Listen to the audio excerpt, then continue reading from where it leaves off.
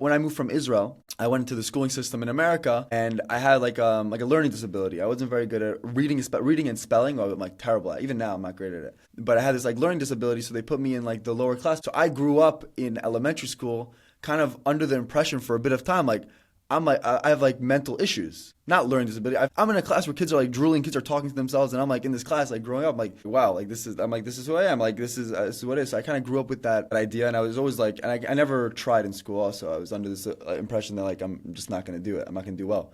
And then I remember my principal, she calls me in one day and she tells me, I was like I think I was in sixth grade. I was in sixth grade. She calls me in and she tells me, hey, Yechiel, with the grades you're getting now, you're not going to get into college. You're not going to get a good job. And no one wants to marry someone without a job. And I really took that to heart, and it was actually an amazing thing. I said, okay, let me take it seriously. And I decided to really, when a test came up, I started studying. I started really putting in effort.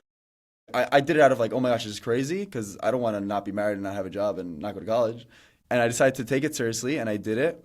And I ended up finishing high school with the most awards in the entire grade. I wasn't in the highest classes, but every class that I was in, I finally got out of that lower class, which was that, and then I got into the regular mainstream classes, and in all those classes, I thank God I like aced all of them, and I was able. She kind of showed me and pushed me to a position where like I am able to do this, and I'm able to not just do it, I'm able to like excel in it.